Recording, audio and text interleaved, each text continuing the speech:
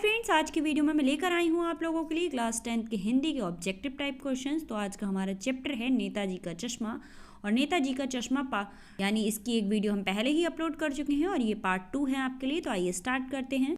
Question number first है, captain किसे बुलाते थे? तो कैप्टन चश्मे वाला को बुलाते थे। क्वेश्चन नंबर सेकेंड है, स्वयं प्रकाश जी की मृत्यु किस रोग से हुई थी? तो स्वयं प्रकाश जी की जो मृत्यु थी वो कर्कट रोग यानी कैंसर से हुई थी। आज के टाइम में हम लोग उसे कैंसर कहते हैं, पर पहले हम कर्कट रोग कहा करते थे। क्वेश्चन नंबर थर्ड है, सेनानी ना होते हुए भी लोग चश्मे वाला को कैप्टन क्यों कहते थे? तो सेनानी ना होते हुए भी लोग चश्मे वाला को कैप्टन कहते थे क्योंकि उनके अंदर देशभक्ति का जज्बा कूट कूट कर भरा हुआ था। क्वेश्चन नंबर 4 है, स्वयं प्रकाश जी की कितने कहानी संग्रह प्रकाशित हो चुके हैं? तो स्वयं प्रकाश जी के 13 कहानी संग्रह प्रकाशित चुके हैं, यानी 13 कहानी संग्रह प्रकाशित हो चुके हैं। नंबर 5 है, हलादार साहब किस सिलसिले में उस कस्बे से गुजरा करते थे? तो हलादार साहब कंपनी के काम के सिलसिले में उस कस्बे से गुजरा करते थे। यहाँ पर ऑप्शन नंबर 2 राइट है। क्वेश्चन नंबर 6 है हमारा, हलादार साहब क्यों दुखी हो गए? तो हलादार साहब दुनिया के स्वार्थी स्वभाव को देखकर दुखी हो गए थे। क्वेश्चन नंबर 7 है, इनमें से कौन सी रचना स्वयं प्रकाश जी की नहीं है? तो फ्रेंड्स, स्वयं प्रकाश जी की जितनी भी रचना है आप लोगों को एक बार देखनी होंगी। मैंने इस चैप्टर में यूज़ होने वाली सारी रचनाओं के नाम यहाँ पर मेंशन किए हैं। आप लोगों ने याद करेंगे तो आपके काफ़ी ऑब्जेक्टिव टाइप क्वेश्चंस फंस जाएंगे। तो आइए देखते हैं। फर्स्ट रचना थी उनकी सूरज कब निकलेगा। सेकंड थी आएंगे अच्छे दिन भी। थर्ड थी आदमी जात का आदमी। फोर्थ थी साधना। फिफ्थ थी बीच में विनय। सिक्स थी ईंधन। और सेवेंथ उपयुक्त सभी। तो आप ये 6 जो रचनाएं हैं इन्हें याद करेंगे तो आपको ऑप्शन में मिलती हैं तो आप टिक करिए। अगर नहीं मिलती हैं तो आप लोगों को याद रहेगा कि कौन सी रचनाएं स्वयं प्रकाश जी की हैं और कौन सी नहीं हैं। तो फ्रेंड्स, इसकी PDF के लिए आप यानी इसके नोट्स के लिए आप डिस्क्रिप्शन बॉक्स में दिए हुए लिंक पर जाकर देख सकते हैं। और इसका पार्ट फर्स्ट मैं पहले ही अपलोड कर चुकी हूँ। स्वयं प्रकाश जी जो नेताजी का चश्मा चैप्टर है, इस चैप्टर की एक वीडियो ऑब्जेक्टिव टाइप क्वेश्चंस की पहले ही अपलोड है, उसका लिंक भी डिस्क्रिप्शन बॉक्स में मिल जाएगा आप लोगों के लिए। और हिंदी के सारे ऑब्जेक्टिव क्वेश्चंस की प्लेलिस्ट में बना रखी है, वो भी मैं डिस्क्रिप्शन बॉक्स में मेंशन कर दूंगी। पढ़ते हैं। नेताजी का चश्मा पाठ साहित्य की किस विधा में लिखा गया?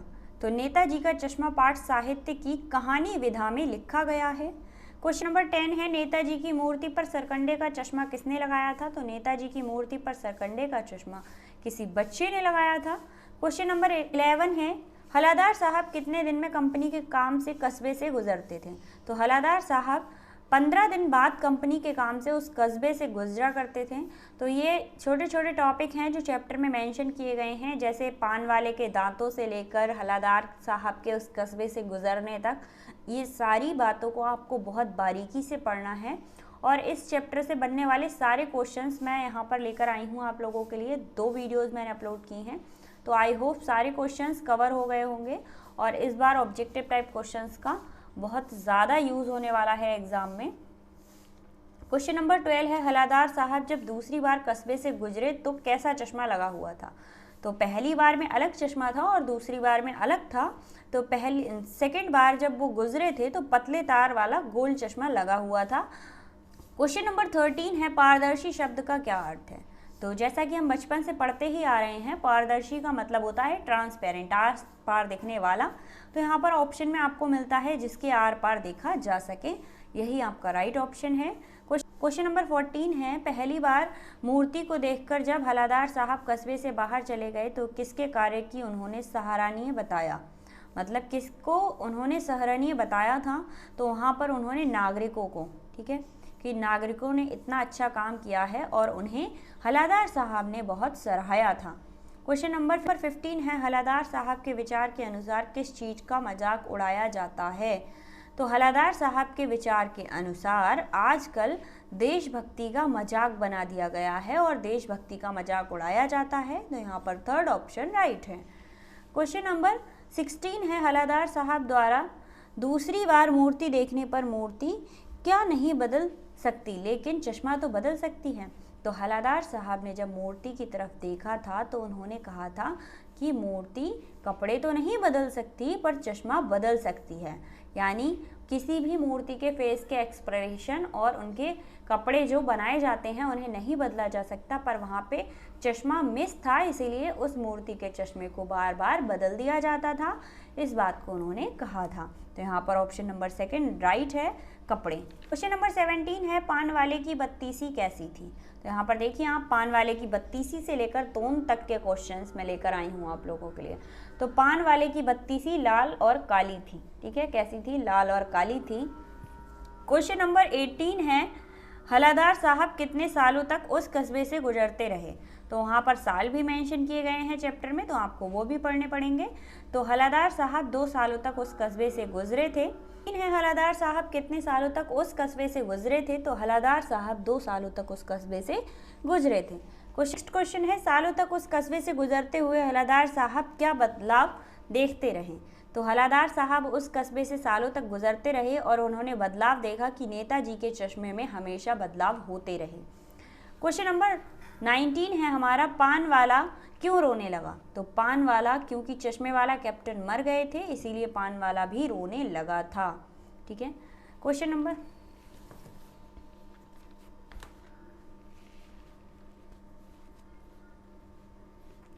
क्वेश्चन नंबर 20 है, हलादार साहब मूर्ति की तरफ क्यों नहीं देखना चाहते थे। तो हलादार साहब मूर्ति की तरफ क्यों नहीं देखना चाहते थे। यहाँ पर आपको ऑप्शन दिए गए हैं, क्योंकि मास्टर साहब चश्मा बनाना भूल गए थे, ये भी एक वजह थी, उस मूर्ति पर चश्मा नहीं था, इसीलिए हलादार साहब नहीं देखना चाहते थे उधर। और सेकंड था क्योंकि कैप्टन मर गए थे, और ये दोनों ही ऑप्शन राइट हैं, इसीलिए यहाँ पर थर्ड ऑप्शन राइट रहेगा, उपयुक्त दोनों ही। अब 22 है, सरकंडे का चश्मा देखकर हलादार साहब की दशा कैसी थी। तो सरकंडे का चश्मा देखकर हलादार साहब बहुत भावुक हो गए और रोने लगे थे, ठीक है। Question number option number 3 right है यहाँ पर।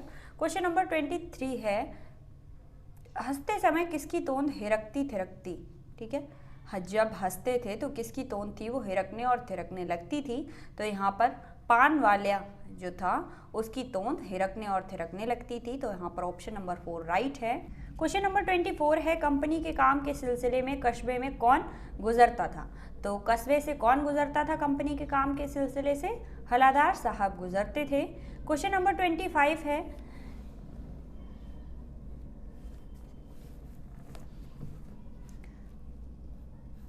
क्वेश्चन नंबर 25 है, जिस कस्बे से हलादार साहब गुजरते थे वह कैसा था।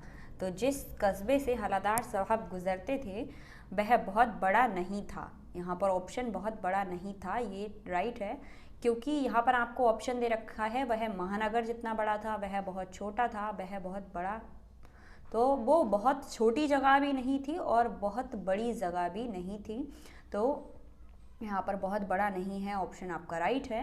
क्वेश्चन नंबर 26 है, एक्टो का क्या अर्थ है। तो एक अद्दा, यहाँ पर एक अद्दा यानी जैसे हमारे रुपए होते हैं 1 रुपये 2 रुपये, ऐसे ही उस टाइम एक ठो वर्ड का यूज़ किया जाता था, उस टाइम एक अद्दा होता था उसका अर्थ।